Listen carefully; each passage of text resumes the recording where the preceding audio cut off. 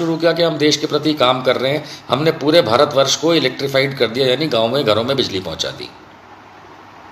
95% से ज़्यादा इलेक्ट्रीफाइड था ऑलरेडी ये देश, ऑलरेडी इलेक्ट्रिसिटी पहुँचती थी गांव देहात शहर के अंदर। बचा खुचा तुमने 4-5% जो कर लिया, तो तुमने भारत पे एहसान नहीं किया। तुमको तश्तरी में मिली चीज़ उसको तुमने आगे बढ़ाया और तुम कहते हो तुमने किया, यानी तुमने नहीं किया। जितने एयरपोर्ट तुमने खोले सारे बंद हो गए। मनरेगा को तुमने गाली दी, आज मनरेगा के बोझ तले तुम दबे हुए हो और लोगों को उसमें से काम दे करके पैसे दिला रहे हो। तुमने जिस चीज़ के बारे में कहा, तुमने ये कहा था 2014 के अंदर कि कांग्रेसियों, मैं कांग्रेस का नहीं हूँ लेकिन कांग्रेस का तुमने ये कहा था कि सबसे करप्ट लोग होते हैं, साला एक को तुम जेल नहीं पहुंचा पाए। जीजा जीजा करते थे, जीजा तो वो तुम्हारा बन गया भैया, जीजा तो वो तुम्हारा बन गया वाड्रा। मोदी जी तुम आज तक उसका कुछ नहीं बिगाड़ पाए, क्योंकि उसमें कुछ बिगाड़ने जैसा है भी नहीं। तुम झूठ बोल करके आते हो। तुम्हारे साथ कैसे लोग होते हैं, वो काना राजा, राजा तो नहीं कहना चाहिए, क्या कहना चाहिए, कानिया बेवकूफ़ रामदेव जैसा। आपको कैसा सरकार चाहिए जो गैस के दाम कम कर दे? बे रामदेव, वो श्री श्री 420 रविशंकर, पेट्रोल की कीमत कम हो जाएगी, तेरे अब्बा ने की, दुगने दाम पे चल रहा है आज देश। और फिर हम जरूर उस टॉपिक पे आएंगे जिसको कहते हैं नोटबंदी। आप लोगों की जानकारी के लिए नोटबंदी हमेशा होती रही है, हम लोगों को पता भी नहीं चलता था। And a certain type of currency, note या कॉइन्स, वो बैंक रिटेन कर लेती थी, वापस नहीं करती थी और वो मार्केट से ख़त्म हो जाता था, उसके बदले में नया आ जाता था। ये जो फौरन एकदम से करने का जो नाटक किया था, नवंबर 2016 से लेके आज 2020 की जून का महीना आ गया है, ये देश की अर्थव्यवस्था चरमराने का कारण तुम हो मिस्टर मोदी। जीएसटी का ड्रामा किया तुमने, उससे देश पे कितना बड़ा बोझ आया है कि आज तक निकल नहीं पा रहे हैं। हिंदू मुसलमानवाद तुम कराते हो, राम मंदिर तुम कराते, राम मंदिर घर पे बना लो भाई। मैं भी हिंदू, मेरे घर में भी राम मंदिर है, तो मैं, हमारा ठेकेदार बनने की ज़रूरत नहीं है। वो 3 तलाक का कानून पास करके महिलाओं के सम्मान में, जशोदा बहन के सम्मान में आज तक 2 रुपया का चढ़ावा दिया?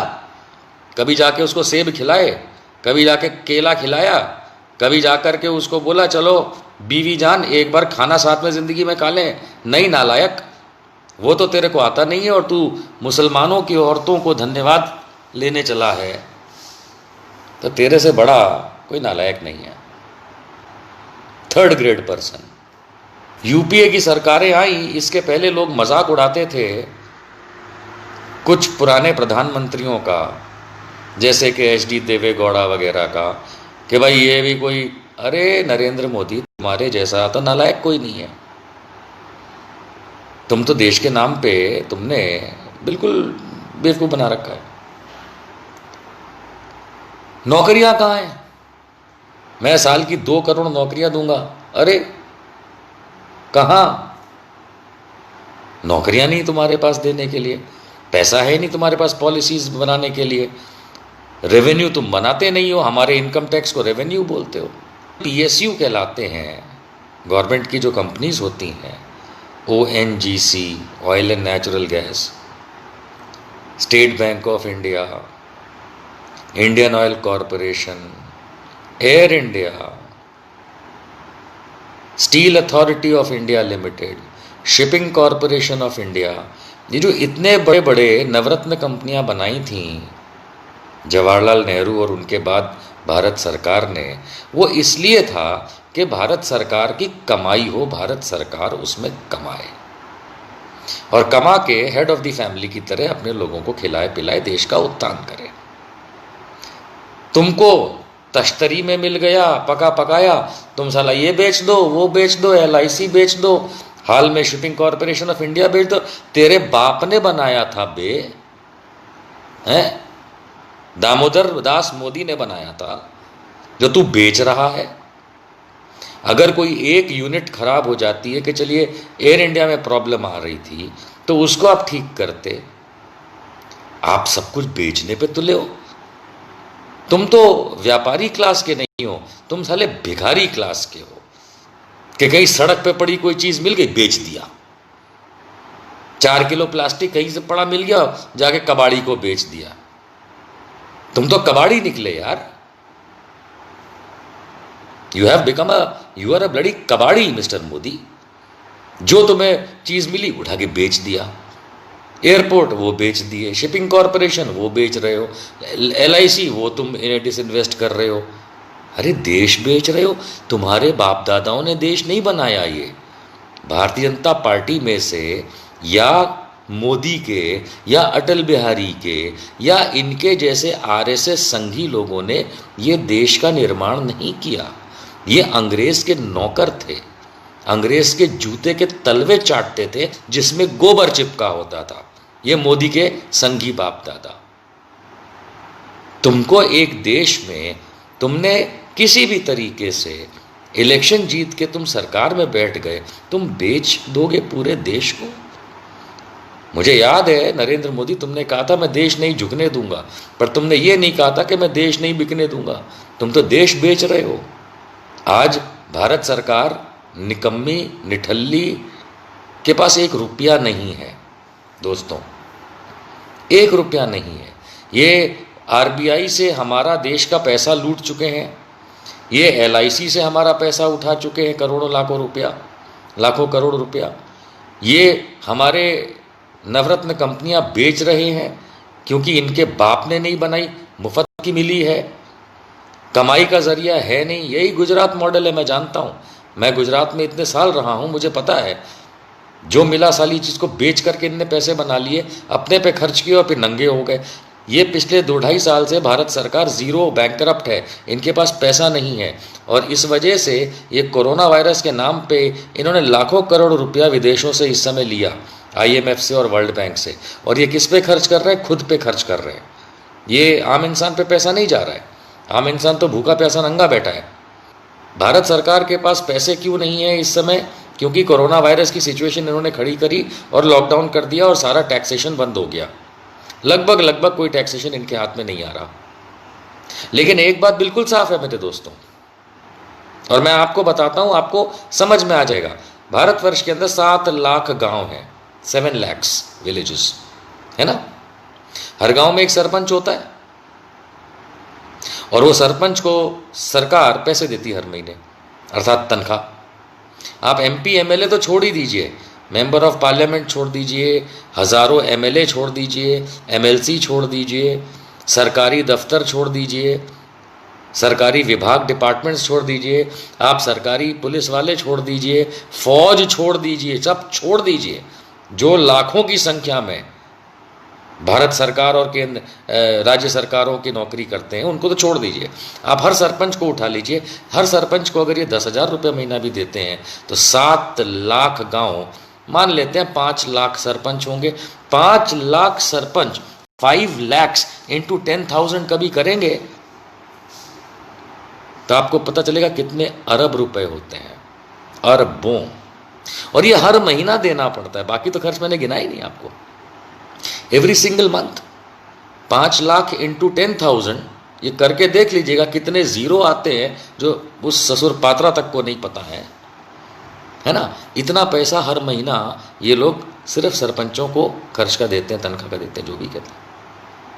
मैंने तो हिसाब भी नहीं लगाया कि लाखों लोग जो भारतीय फौज में नौकरी करते हैं उनकी तनख्वाह जाती है, लाखों लोग जो पुलिस में काम करते हैं अलग अलग राज्यों में उनकी तनख्वाह जाती है, लाखों लोग जो सरकारी विभागों में रेलवे से लेके वाटर वर्क मैनेजमेंट से लेके बिजली विभाग से लेकर के रोड बनाने के विभाग से लेके बैकएंड में जो सचिवालयों में बैठे होते हैं और पता नहीं किन किन दफ्तरों में, उनकी तनख्वाह जाती है। मैंने तो गिनी भी नहीं अभी। एवरेज 20-25 हज़ार रुपया तो हर आदमी को जाता है। तो ये जो अरबों रुपया हर महीना चाहिए जो इनको मिल नहीं रहा है, जस्ट बिकॉज हम लोग टैक्स नहीं पे कर रहे हैं, क्योंकि कोई बिजनेसेस नहीं चल रहे हैं, काम धंधे नहीं चल रहे हैं, इसलिए इन्होंने विदेशों से पैसा लिया और ये भी अब खत्म हो गया। इसलिए आप लोगों के पास आपने देखा कि जो ये रोड पे चलते लोग जा रहे हैं, गरीब जो गांव में रहता है, झोपड़पट्टी में रहता है, आप और हम जो पैसे की तकलीफ इस समय भुगत रहे हैं, उसमें सरकार ने इसीलिए कोई मदद नहीं करी। इसलिए नहीं करी क्योंकि उनको खुद के खाने के पैसे चाहिए, जीने के। और अब वो पैसा भी जब खत्म हो रहा है तो ये लॉकडाउन के जो स्टेजेस हैं, इसको अनलॉक करके खोलते जा रहे हैं। वो इसलिए खोलते जा रहे हैं कि दोस्तों आप लोग जाओ, बाहर जाके काम करो, सड़ो गलो मरो, क्योंकि भारत में तो लाखों पेशेंट हो गए हैं और ऐसे घोड़े की तरह तेज दौड़े जा रहा है कोरोना का वायरस। इन्हें क्या फ़र्क पड़ता है? ये तो पहले आके टीवी पे रोते थे, भैं 550 हो के घर में बैठो, अब 2.5 लाख हो गए, बाहर निकलो। इससे बड़ा चार्ली नहीं देखा मैंने, मोदी जैसा। आज मैं पढ़ रहा था कि डोनाल्ड ट्रंप ने ये कहा है कि अगर भारत में सही तरीके से अगर टेस्टिंग कराई जाए तो अमेरिका से ज़्यादा पेशेंट भारत में मिलेंगे। तो ज़रूर मिलेंगे, हम सब समझते हैं इस बात को। तो उधर चीन को लाल आंख दिखाएंगे, हैं मोदी जी क्या बोलते थे, हम लाल आंख दिखाएंगे। भाई गनुआ लाल कर दी चीन ने और तुम साले कुछ कर नहीं सकते। नेहरू को गाली देते हो, जिस आदमी ने चीन को अपनी औकात दिखा दी थी, लाइन पे खड़ा कर दिया था ला करके, और फालतू का घर में यहाँ पे हिंदुस्तान में ड्रामा करते हो। हकीकत ये है कि नरेंद्र मोदी की जो गवर्नेंस है उसको हम लोग क्या कहते हैं आजकल, गोबरनेंस। मोदी की गवर्नेंस नहीं है, मोदी की गोबरनेंस है। क्या ये 4 साल तक इंतजार किया जाएगा? मैं तो नहीं करूँगा। ये मोदी जैसे नालायक, अमित शाह जैसे बेवकूफ़ और तड़ीपार गधों को, इनको तो मैं नहीं अलाउ करूँगा। अब आप बोलेंगे तुम कौन हो? मैं पता नहीं कौन हूँ, मैं भारतवासी हूँ, आम इंसान हूँ। अभी सुनने में आया है कि फाइनेंस मिनिस्टर ने कहा है कि 2021 के बजट आने तक कोई नया प्रोजेक्ट नहीं बनेगा। हाँ, भिखारी सरकार है, ख़त्म कर दिया सारा पैसा। वही जो इस आदमी ने गुजरात में किया था। आपको जान के हैरानी नहीं होनी चाहिए कि गुजरात जो है वो सबसे पुअर स्टेट्स में से है इंडिया में। पेपर वर्क मत देखिएगा, वहाँ जाके ज़मीन पे देखिए। ना इंडस्ट्रीज़ है, ना फैक्ट्रीज़ है, ना एमएसएमई है, ना लोग काम करते हैं। और लोग जो ये कहते हैं ना गुजराती लोग बड़ा बिजनेस माइंड होता है, तो कुछ गुजराती लोग हो सकते हैं, बाकी हर दुकानदार को बिजनेसमैन बोलना है तो हर राज्य में दुकानदार होते तो सारे ही बिजनेसमैन हुए। ये जो मिसनॉमर फैलाया हुआ है मोदी जी ने कि हम बिजनेस क्लास लोग होते हैं, गुजराती लोगों को बोलते हैं बिजनेस क्लास लोग, ऐसा कुछ नहीं है, ऐसा कुछ नहीं है। वो तो हर राज्य में बिजनेस क्लास होता है, वो उनका प्रोपेगेंडा है, ठीक है, वो अपनी जगह, मैं उसको डिस्कस नहीं करना चाहता। But the larger question is, would we want such kind of an idiot to be continuing as the prime minister of this nation along with the kind of government that it is running, जिसके पास पैसा नहीं है, जिसके पास कोई vision नहीं है, जिसके पास कोई नीति नहीं है, जिसके पास कोई सर नहीं है, पैर नहीं है, हाथी नहीं है, घोड़ा नहीं है, पूंछ नहीं है, बंदर नहीं है, कुछ भी नहीं है। No, I will not permit this thing to happen. और जो ससुर का नाती ये बोलेगा कि संविधान की वजह से उनके पास 4 साल और हैं, तो ऐसे संविधान को बदलना पड़ेगा। क्या संविधान नहीं बदल सकते? अबे रोज बदलते हैं लोग बैठ के, रोज अमेंडमेंट ये अमेंडमेंट वो, सुप्रीम कोर्ट भी अमेंड कर देता है, सरकार भी अमेंड कर देती है, पार्लियामेंट भी कर देती है। Constitution is for the people, by the people, of the people. तो जब पीपल का है तो पीपल बदलेगा इसको।